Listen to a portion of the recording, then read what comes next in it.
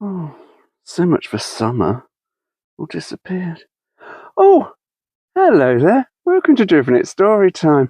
Do you remember those crisps you used to get, Scampy Fries? Open them up in a small area like this little can fan of mine. God, you would think you'd literally opened up a tin of mustard gas. People just dropped to their knees. I love them. Anyway, I've just spent the night in my camper van in the back garden. My friend's van is still in the middle of the garage. Oh, excuse me. Oh, pardon me. There we go. Morning ablutions. I do apologise.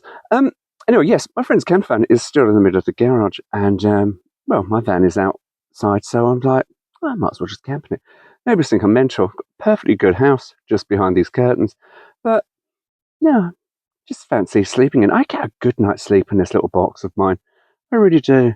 Anyway, enough of my rambling. It should come for a story. So, I would say get yourself comfortable because I am really comfortable. But get yourself comfortable. I'm going to zhuzh myself around. I'll see you in a bit. Right, take my glass off. Can't read them. Are you comfortable? I am, really. Nothing better. Anyway, picture the scene. France, 1982. And this is a little French company. You might have heard of them, Citroën. And they decided that they wanted part of this hot hatch generation, this hot hatch phenomenon that's going on, all thanks to Volkswagen and pretty much Alfa Romeo as well with the Alfa Sud. It wasn't a hatchback, but it was pretty close. And so they thought, we'll have some of that. And they didn't really have much in the way of the range. They had the Ami, which had been put to pasture just new. They called it Ami Super, which is pretty much a hot version of an A series anyway. They took their little Visa and they thought, we'll do something with that. I'm going to make it to a GT. So I give you the Citroën Visa GT. Visa GT, style, speed, and efficiency. It's quite dark, I can't read it. Introducing the new Visa GT, the latest addition to the successful Visa range, combining high performance, a firm uprated suspension to provide spectacular road holding and cornering, and unashamed style, sophisticated additional equipment. A compact 5-door hatchback, the Visa GT achieves the perfect blend of versatility and sportiness. It has all the practical benefits essential for a small modern car of today, but at the same time, it has the advantage of a performance engine which delivers impressive acceleration whenever required, in town or on the motorway. Although sporting in its nature, the Visa GT presents a civilized sportiness. Civilized because it is designed with style and refinement in mind, not extravagance or brashness. The 1360cc overhead camshaft engine is capable of sheer power and speed. When desired, it combines lively acceleration with 0 to 60 miles per hour in 10.9 seconds, with a top speed of 104 miles an hour. But the essence of the Visa GT is its style and quality. I've got little pictures here of the boot. Very practical. Elegance and utility. Something the Visa's never really been called elegant. I say the Series 2, they did refine it. It's quite nice. Not really a bad looking car. Anyway, elegance and utility. Style is evident throughout. The exterior, tastefully enhanced by twin coach lines, is available in a selected number of body colours, each of which harmonise perfectly with the sumptuous interior. New Shetland cloth upholstery accentuates the especially designed reclining front seats with head restraints. The rear seat configuration is supremely versatile. The rear seats can be completely folded down to form a large flat load space behind the front seats, estate car style.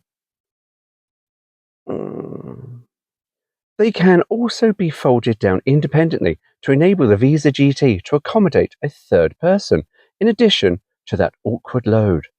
With both front and rear seats folded flat, a complete couchette is provided. Oh, saucy, isn't it? The Visa's true aerodynamic efficiency, which in terms of total drag is already acknowledged as the best in the class, has been further refined in the Visa GT. An integral front air dam and rear tailgate spoiler help achieve the remarkable aerodynamic profile with a drag coefficient of 0.37. Effortless economy. The advantages are undeniable. Most immediately apparent is the impressive low fuel consumption, 50 miles per gallon at a constant 56 miles per hour, 38 miles per gallon at 75. Less evident, but equally rewarding, are the added security, improved road holding, and greater resistance to crosswinds. The superiority of the aerodynamic design allows for greater interior spaciousness, comfort, and stability, all of which help eliminate stress and exhaustion. The ultimate goal of economy is therefore achieved by the inherent design of the Visa. This roomy five-door hatchback adapts equally as a sporting saloon or a performance estate. It has a generous worth of equipment. Outside, you will find wide-rimmed alloy wheels with TRX low-profile tyres, which later on will become absolutely impossible to find, but we won't bother with that now. I said that. A rear wash wipe with intermittent sequence, halogen headlamps, and twin door mirrors. Inside, there is a tachometer, quartz digital clock, oh, steady, front seat head restraints, cloth-trimmed doors, and a split rear seat. Simply unbeatable value. Designed for those who require not only savings in fuel bills, but also maintenance, the Visa GT is fitted with transistorized ignition for improved economy and less frequent servicing. Major service intervals are at 10,000 miles. Sturdy and robust, with thermoplastic steel-backed self-reforming bumpers. That's quite a mouthful. The body is designed as a protective box, incorporating impact-absorbing zones. They're not too bad. I had a head-on crash in my little Visa 10e. Look at that, I'm still here. Sorry. There are large self-adjusting brakes. My Visa 10e didn't have self-adjusting brakes. The backs decided not to work. Anyway, there are large self-adjusting brakes, discs at the front, drums at the rear. To safeguard your investment further, a 6-year anti-corrosion warranty is offered, with the recommended regular maintenance. Very keenly priced, and with major economies in running costs, the Visa GT has to be simply unbeatable value. This civilized sportiness makes it the car of today. Well, there we go. But we've got more. Stay tuned. Now, there's a little bit of a twist in this brochure. Visa GT, style, speed, and efficiency. Turn the page over, and you get style, speed, acceleration. Oh, steady. Oh, fold the pages, sorry. I know, sacrilege. Right, here we go. Ready? Can I read it? Quite dark. I've got lights on, but they're going to probably blind you. Well, actually, it's better for me. Here we go. Freedom and pleasure in style. These are the essential benefits to be gained from owning a Visa GT. For those who like cars, enjoy driving a well-engineered, high-performance vehicle, the Visa GT is your perfect partner. There you go. You don't need Tinder or Grindr. Get a Visa GT. Perfect. I've sorted. In crowded city traffic, on the busy open road, no matter where, the GT, we're not calling it a Visa GT now, we're just calling it GT. The GT will not fail to impress. It has front-wheel drive for superior tractive efficiency and stability under all conditions. And it does say that, for superior tractive efficiency. Anyway, there is a 5-speed fully synchro-mesh gearbox. The all-round independent suspension is uprated to match the performance. Anti-roll bars are fitted front and rear. The rack and pinion steering provides light responsive handling and excellent maneuverability, with a turning circle of only 31 feet. Each in their way contributes to make the Visa GT, now called Visa GT, a car which is both fun to drive and supremely safe. Oh, Visa specifications. Now, as we know, I get specification pages wrong. And I've done this bit so many times. The last time, I've actually filmed this previously, but I've had to redo it because I was in a nice little place and then a low-flying aircraft flew over. Didn't realise how literally it buggered up the sound, so I'm having to do it again. However, there's one part in this that I just kept ballsing up. It doesn't matter how many times it. Oh. Anyway, sorry. Having a little rant there. More like myself, really. Visa GT specification. 1360cc, 80 horsepower, light alloy, 4-cylinder, water-cooled engine, overhead camshaft. That is all one sentence. Transistorized magnetic impulse ignition. Now, I kept calling the ignition injection so many times. I was like, oh. Anyway, 5-speed all-synchromesh gearbox. Top speed 104 miles per hour, acceleration 0 to 62 in 10.9 seconds. Alloy wheels all round, wide rimmed to take a standard TRX low profile tyres. Front air dam, rear tailgate spoiler, all independent uprated suspension, anti-roll bar front and rear, dual circuit hydraulically operated servo assisted braking, front disc brakes with pad wear indicators and low brake fluid level warning lamps. Rear drum brakes. That's it, rear drum brakes. Thank Christ for that. I mean, to be honest with you, I thought, I don't know, just give you a piece of wood to put out. Satellite switch pod controls for fingertip operation of lights indicator, horn and wash pipe.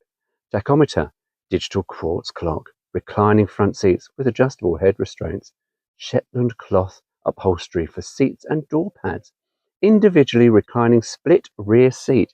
That was quite the option back then. That really was. People made a big thing of it on the ZX, which came 15 years or so later. Visa, top of the range anyway, 14 TRS GT, GTI, all had this plain rear seat. Epic. Anyway, 2-part rear parcel shelf, rear wash pipe with intermittent sequence, reversing lamps, electrically heated rear window, high intensity rear fog lamps, twin speakers and roof aerial, reformable. That looks like God, see, it's the light here. Reformable steel-backed bumpers and protective side mouldings, halogen headlamps, eternally adjustable for correct attitude. It's got attitude in it, though. Twin door mirrors, cigar lighter, ashtrays, front and rear, inertia reel front seat belts, floor carpet throughout, including boot area. Luggage area light, available in 3 body colours: sunrise red, super luster black, and metallic super luster pearl grey or silver. Options: tinted window and a sunroof. And that is pretty much it. But not so fast, because we've got more. You see, what Citroën decided to do with the Visa, as well as making a little sporty one, they took it rallying. And it was reasonably successful. But little Visa, not really a big seller as such. You couldn't really make a profit. And with Group B and cars they need that little bit bigger in a car so they can put bigger engines in, Citroën went, we want a bit of that Group B. We're gonna use the BX. That went really well for them, didn't it? A successful little rally program with the Visa, passport to success. Ting. We can use the BX. Worked really well, didn't it? Bloody ugly looking thing as well. Not the BX, the BX B4TC with its massive overhang. It's just like, oh. Anyway, Citroën Visa rally successes. The Citroën Visa Trophy has won the up to 1300cc class of the Pace Autosport National Rally Championship this year. The title was clinched following a remarkable run of 5 successive wins. It was the first year the Citroën Visa had been entered in British rallies, and its outstanding combination of speed and reliability has proved an immediate success. The Visa rally car, the Visa Trophy, is based on the standard Visa, but lightened with glass fibre panels, has a 1284cc development of the Visa engine, a close ratio 5-speed gearbox, and a limited slip differential. This produces about 110 brake horsepower, sufficient for the Visa to regularly beat more powerful cars. The driver's verdict. The Visa has been driven by John Weatherly, a Kent-based driver, and an ex-British kart champion. His verdict on the Visa after its first year in competition is key change. When you have a brand new car, it usually takes half a season to sort it out. It's a designer's idea of a car, and you have to make it yours. For a car just out of the box, the Visa Trophy has behaved incredibly well.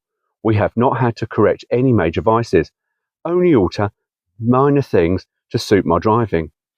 Now, I must just point out, I have no idea if Kent-based driver John Weatherly sounds like that, but thought it had a bit of depth to this brochure. Having a little key change.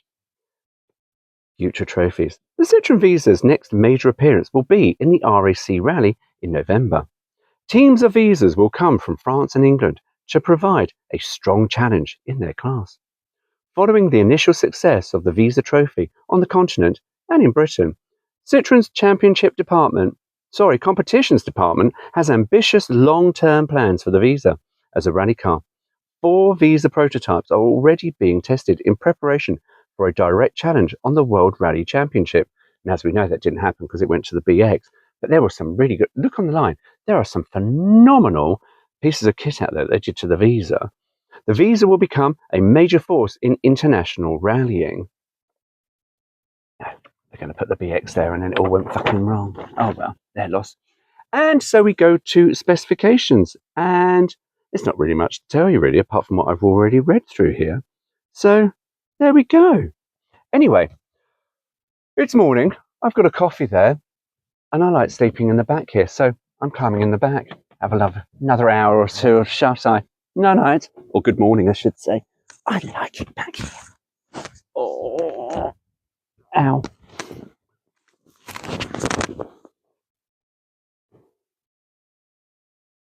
You didn't turn the camera off. You can't do it from here. Bugger.